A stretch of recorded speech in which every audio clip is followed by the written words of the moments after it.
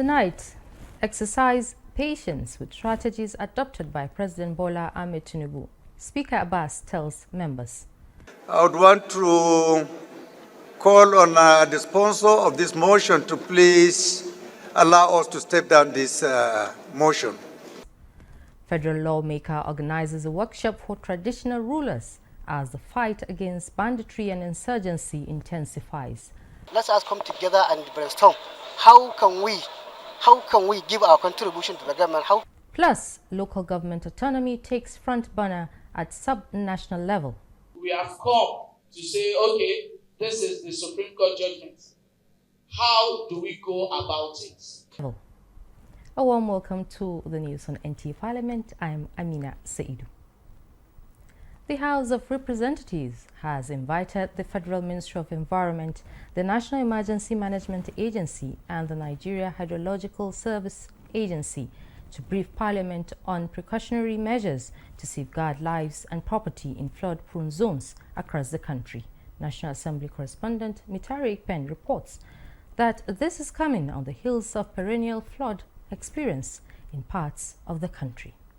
In view of recent prediction of heavy rainfall in parts of the country, lawmakers are advocating that flood alerts should be followed by proactive mitigation measures by relevant agencies and various tiers of government. It is crucial that relevant authorities immediately implement strategies including evacuation plans, provision of relief materials, and ensuring post-flood recovery efforts are coordinated effectively.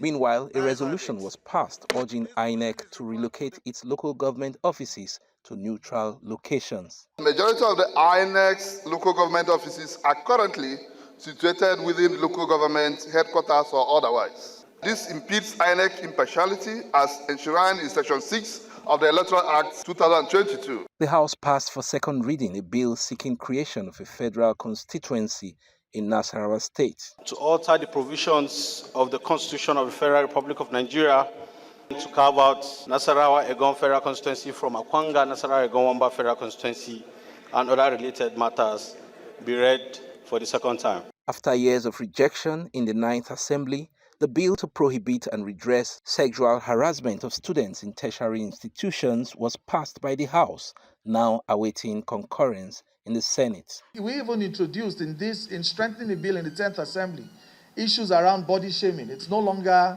okay for you to call someone, oh, that horrible student. It's not. It is considered in this context to be an aberration. Away from plenary, Speaker Tajuddin Abbas played host to women groups that are relentless in their advocacy for passage of gender bills before Parliament. By the time you come up with the gender policy through the constitution review, we would have gathered enough women ready to participate in the elections. We should also demand that for every executive position, where there is a man contesting, the woman should be his partner. When we are talking about Mr. President, let there be a concerted effort to make sure that the vice presidential candidate. The Speaker assures Nigerian women that the 10th Assembly will make history on gender-related bills. From the National Assembly, Mitari Ikben, NTA News. In another development, Speaker of the House of Representatives has called for patience with the strategies of the Tinubu administration to engender regional development. This was when the House stood down a motion by Representative Ofoji Oboku appealing to President Tinubu to rescind the decision to scrap the Federal Ministry of Niger Delta Affairs. Speaker Abbas emphasized that the newly created Federal Ministry of Regional Development is to oversee all the regional development commissions, while assuring that no region will be neglected. It is expected to formulate, execute plans, program, and other initiatives, as well as coordinate the activities of the agency, communities, donors, and other relevant stakeholders involved in the development of the Niger Delta region. The interests of the Niger Delta is already being pursued in ways that will balance the other regions. We have a South-South Development Commission bill. which has passed the House completely. It's in the Senate, and we're following up to clear some of the cobwebs at that end. I had a discussion with Mr. President last week concerning the issue of South-South Development Bill, and he told me clearly that he is favorably disposed to receiving any proposal concerning the establishment of South-South Development Commission. So I think in light of this explanation, I would want to call on the sponsor of this motion to please allow us to step down this motion. The 7 ministers confirmed by the Senate have assured Nigerians of their determination to change the narrative in their respective ministries for growth and development of the country. They shared their perspectives with National Assembly correspondent Isa Mohammed. 7 newly appointed ministers, screened and confirmed by the Senate, have expressed their desire and determination to add value to their ministries and lives of Nigerians. They believe that there is high expectation on their performance and are assuring Nigerians that they will apply their wealth of knowledge and expertise to bear on the implementation of policies of the federal government for the development of the nation. If we can tap into the extraordinary potentials of the human capital that we have in this country, Nigeria will certainly be on the path of sustainable recovery. At the same time, engaging in a very strategic way our diaspora that remits $22 billion yearly into this country. If we can engage them and we can actually utilize the possibilities they have and the great economic benefits that they bring to this country, I can assure you that we will be looking at a very, very bright future. I have been fully prepared to face this challenge. It's a great challenge. We're aware of the outstanding issues. I will go to the ministry and listen to my officials, and then we'll look at all the records to ensure that we take them one by one. I know we cannot do everything at a go, but we will start doing something, and we will keep hope and encourage our labor unions to listen to us, and we will do our best to ensure that we take them, we carry them along, and we do the needful. Trade policy, investment policy, and industrial policy. The importance of the bedrock of policies is what will make sure that Nigerian businesses, in a pragmatic manner, we support them to be able to export their goods. We make sure that we engage so that they have power, electricity. We make sure they engage that they can take their goods to the ports. We make sure that they engage that other countries, before they get there, the Nigerian government is waiting to welcome them, to negotiate for them, to support them, to make sure that they're able to thrive. So businesses, they work hard. And this is the support, the enabling environment that the government needs to deliver for them. So we don't just want any job, we want productive jobs. That means more money. And even in the services sector, we want Nigerians at home to be able to earn foreign exchange, even from here. Earn big and spend small. So those are some of the things that we would like to do. Ministers are Dr. Netewe Yulwede from Plateau State, Muhammad Megari from Sokoto State, Bianca Ojuku from Anambra State, Yusuf Abdullahi from Kano State, Idi Mukhtar from Adamawa State, Dr. Jumoke Oduwole from Lagos State, and Suwaida Ahmad from Jigawa State. From the National Assembly, Isa Muhammad, NTA News. Now, away from the legislative chambers and committee meeting rooms, we take a peek into what happens within the walls of Nigeria's National Assembly, where a silent race is always unfolding as legislators debate to shape the nation's fate through laws and approvals. Journalists chase stories with relentless efforts, armed with cameras, microphones, and pens. They capture history in real time, bridging the gap between government and the people. National Assembly correspondent Ignatius Unko in this report captures the intricate role of parliamentary reporters at Nigeria's National Assembly. Inside the hallowed chambers of the National Assembly, the air is usually thick with anticipation. Legislators debate the nation's future, but behind the scenes, another battle rages. This is where all journalists covering the activities of the House of Representatives, this is where they stay. When you go in there, you see they have their seats. Every journalist, every media house, their names printed on top of those seats. Now, that is for Nigeria Parliament, which is bicameral. We have two media centers. This is for House of Representatives, and then you come along there, I can show you that of the Senate.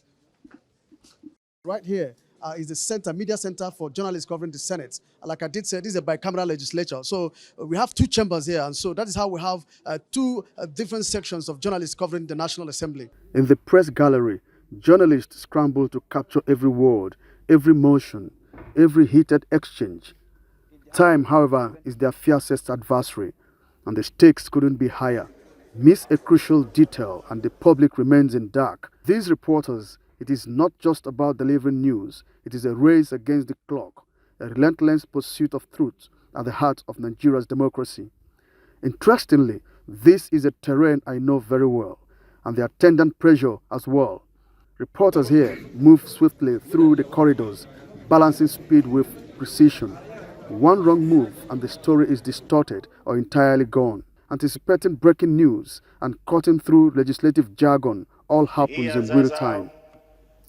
Plenary sessions are unpredictable and every second counts. As a National Assembly correspondent, if you are not fast enough, it is already old news. But it is not just about keeping pace with the legislators. Journalists are the watchdog of the parliament. Their eyes and ears trained on the hidden lines and decisions that shape the country. It's good to be time conscious. You know, one, as a reporter covering the Senate, if you are here early, you will know the breaking stories. One, there are many stories that may not be in the other paper of the day, especially when it comes to point of order, when it comes to especially personal explanation. Somebody may not regard as a serious journalist may have filed his story and it will be there on the site. People will be reading. And you are still waiting for asking persons, people that came before you, what happened. It's a normal beat, but it's a complicated beat because you get to understand the language of Parliament. Security hurdles, restricted engagements and fierce competition from rival media outlets are daily challenges. Especially when you meet with these sergeant-at-arms, despite seeing you every day come in here, what they do is to ask for this, ask for that, even when they know you already presented them. And then you still have to maintain your cool while you still deliver justice in your beat. You have to be there, you have to follow the debates, you have to follow the nuances, the drifts until a resolution is reached.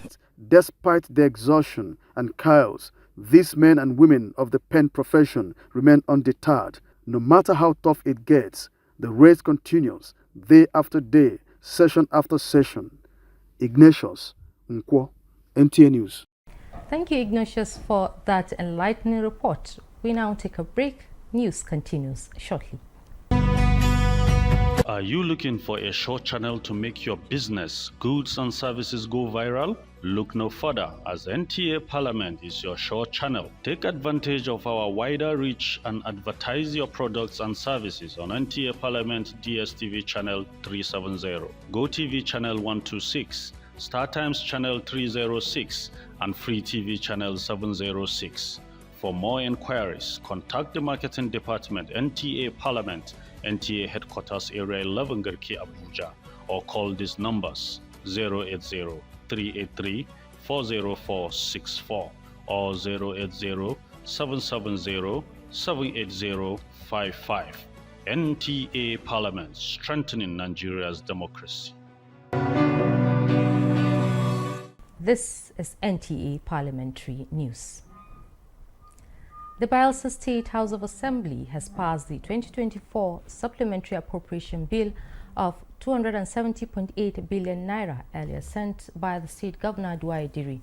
The bill, which was given expeditious passage, has 32.5 billion naira as recurrent expenditure and 238.3 billion naira as capital expenditure. Assembly correspondent Baratu Aperi Awe has details. Leading the debate for the bill, the majority leader of the House, Monday Edwin Obolo, said government has prudently managed the resources made available to it by the Appropriation Law of 2024, as evident by the Ministry of Works and Infrastructure achieving budget performance of 95% so far. The lawmaker argued that in order not to have some signature projects of the Governor Doyediri administration stalled, government has allocated a 238.3 billion naira out of the 270 billion naira for capital projects, which is quite commendable. The total of 270 billion supplemental appropriation funds. Mr. Speaker, we have seen that justice has been done meticulously to the 2024 law, appropriation law before this government. Therefore, it is imperative that we approve this supplementary appropriation bill. In their separate contributions, lawmakers said that government should be commended for its prudence in the management of resources, as all projects are still ongoing in spite of the current high inflation trend. They opined that it is heartwarming that the supplementary appropriation bill is not anchored on borrowing, noting that the high percentage allocated to capital expenditure is also indicative of government's consuming passion to turn around the infrastructural deficit in the state. At some point in time, I asked myself the question, with all the projects we're undertaking, vis-a-vis the exchange rate, it doesn't seem realistic, it doesn't seem feasible, and that budget was going to carry us through and actually implement all the aspirations of our essence projected in the year 2024. The capital is taking almost a vast majority of the total sum. So I'm excited that the monies we are talking about, no monies to be shared. They are monies to carry out life-transform, life-changing projects. Clearly, this supplementary budget, the supplementary appropriation bill, if you look at the personnel column, clearly the governor has determination and clear intention to deal with the new minimum wage. That is what I see. Lawmakers noted that the provisions made in the recurrent expenditure to capture the 80,000 naira minimum wage approved by Governor Doyediri for civil servants is commendable. From the Bayelsa State House of Assembly, Baratwaipre Awe, NTA News. Traditional leaders have been described as critical stakeholders who could play a tremendous role in the fight against banditry in Katsina State. This is at the opening of a 3-day capacity building workshop organized for traditional leaders by the member representing Kankia Kusada Ingawa Federal Constituency in the House of Representatives, Abubakar Yahya Kusada.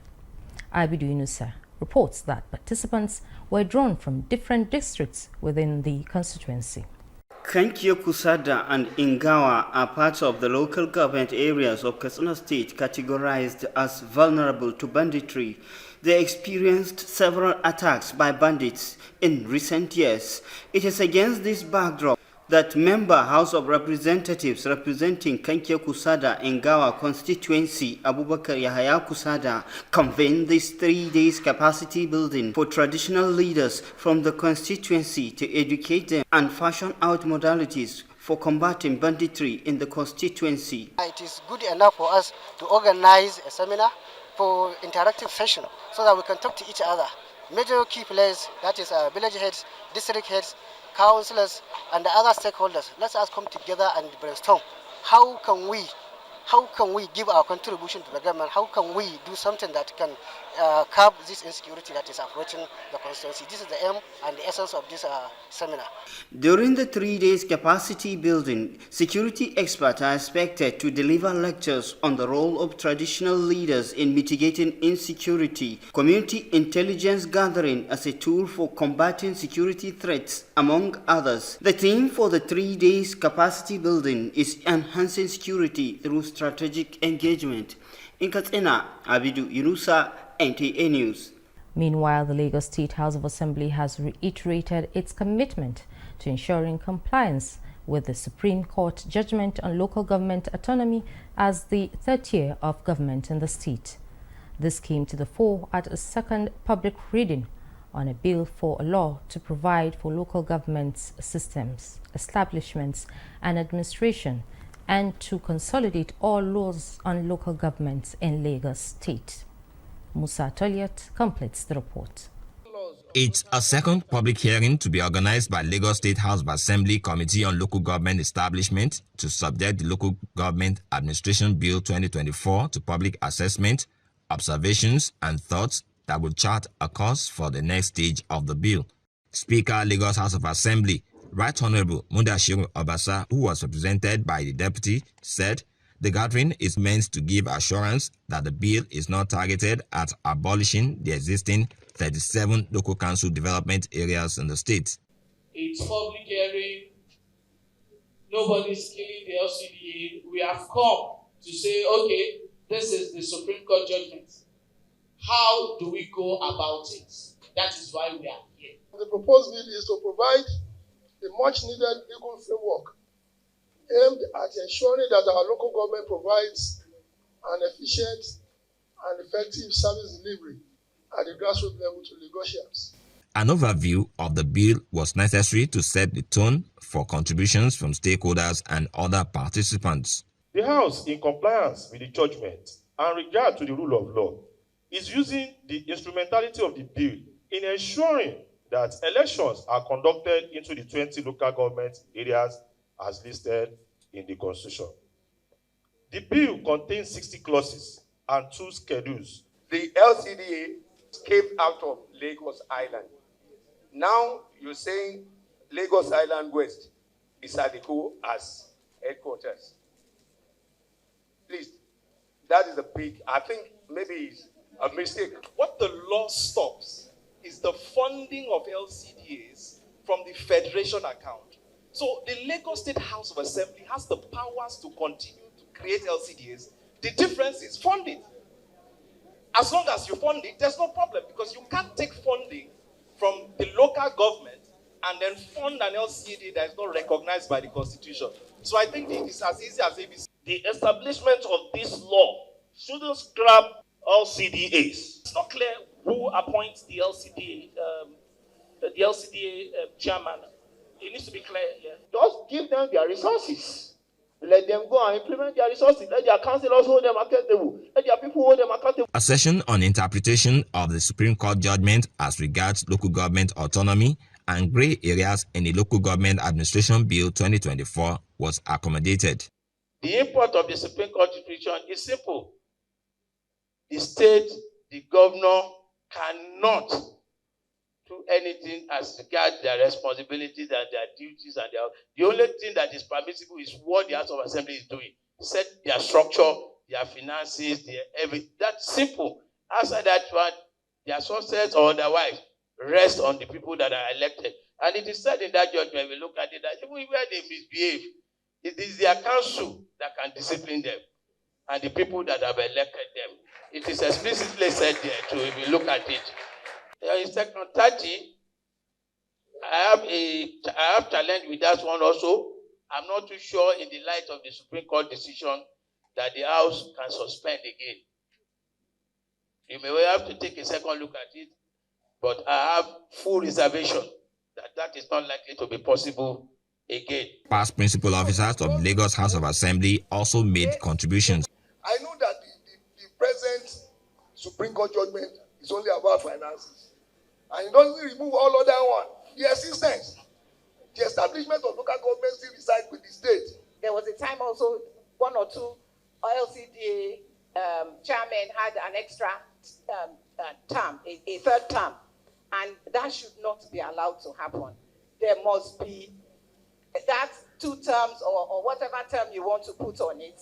Stakeholders appealed to the Lagos legislators to lobby National Assembly members from the state so that the existing 37 LCDAs can be captured and recognized in the Constitution. In Lagos, Musa Toliat, NTA News. Similarly, the Nasarawa State House of Assembly has approved 3 years as a tenure for local government officials. This is contained in the report of the public hearing on a bill seeking to repeal and reenact local government's financial autonomy in the state. Assembly correspondent Adams Abdulkadir reports that the House also passed a bill to repeal the Nasarawa State Electricity Power Agency Law 2018 for assent by the governor. The chairman of the House Committee on Local Government and Chieftaincy Affairs, Musa Ibrahim Abubakar, presented the report held on the public hearing on a bill seeking to repeal and reenact the establishment, structure, composition, and function of local government system in Nasarawa State, in conformity with the Supreme Court judgment that granted local government financial autonomy. After several hours of deliberation, the House adopted 18 resolutions out of the 20 recommendations by the committee. Among the major resolutions are 3 years tenure of chairman and deputy chairman commencing from the date they subscribe to oath of office. There shall also be a department in each local government and area development council to be known as Traditional Emirate Remittance Allocation Fund, into which all remittance and disbursement shall be made directly to emirate or traditional councils. The clerk and deputy clerk of the Legislative Council shall be appointed by the Local Government Service Commission on the recommendation of the Local Government Council, who must have cognate experience in legislative practices and procedure, and shall be officer not below grade level 12 in case of the clerk and grade level 10 in the case of the deputy clerk. Recommendation 18 and 19 were expunged. So instead of having 20, we now have 18 recommendation, which was taken by this assembly. And we have all agreed that this is the report and we have accepted it. And if we have reported exactly what transpired, the committee of the whole say aye. Those against say nay. The ayes have it. Meanwhile, a bill for a law to repeal Nasarawa State Electricity Power Agency Law 2018 and reenact Nasarawa State Electricity Generation, Transmission System, Operation, Distribution and Supply, Commission and other matters connected therewith has been passed for assent by the governor. Commission and for other matters connected therewith, third reading and pass. In Lafia, Adams Abdulkadir, NTA News. For updates on trending reports and other programs, follow the platforms on the screen. Once again, I am Amina Saidu. Thanks for joining us.